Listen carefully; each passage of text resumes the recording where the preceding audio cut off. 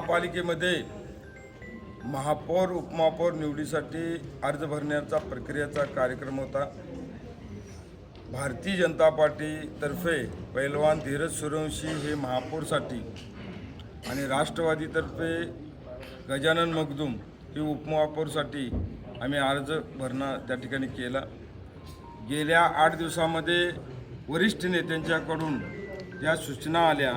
यामध्ये विशेषतः या राज्याचे लाडके मुख्यमंत्री देवेंद्रजी फडणवीस साहेब आपल्या सर्वांचे लाडके परंतु दुर्दैवी आकस्मिक दुर्घटना घडून या ठिकाणी अजितदादा पवार आणि चंद्रकांत दादा यांच्या बैठकीमध्ये घटना घडण्याच्या आधी काही बैठकीमध्ये निर्णय झाले होते।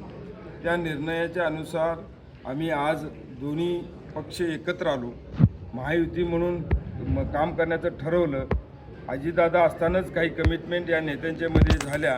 त्या नेत्यांच्यामध्ये आमचे चंद्रकांतदादा पाटील पालकमंत्री असतील, शहराचे अध्यक्ष या ठिकाणी पद्माकर जगदाळे राष्ट्रवादीचे असतील, सुनीलजी तटकरे असतील, मैनुद्दीन बागवान असतील, आमचे दोन्ही आमदार सुधीरदादा गाडगे, सुरेशभाऊ खाडे, इद्रिसभाई नाईकवडी हे सर्वच प्रमुख नेत्यांची चर्चा करून आम्ही एकत्र येण्याचा निर्णय घेतला आणि त्याप्रमाणे आमच्यामध्ये वाटणी होऊन आम्ही महापौर आणि उपमहापौर हे अर्ज भरले।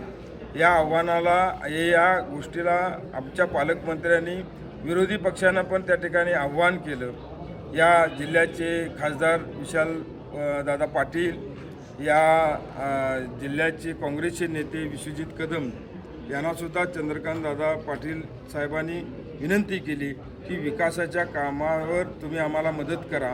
त्यांचं आव्हान स्वीकारून या सांगली मिरज कुपवाडचा सर्वांगीण विकास होण्यासाठी त्यांनीसुद्धा आपल्याला मदत केली आणि आज ही ऐतिहासिक बिनविरोध निवडणूक प्रक्रिया पूर्ण झाली।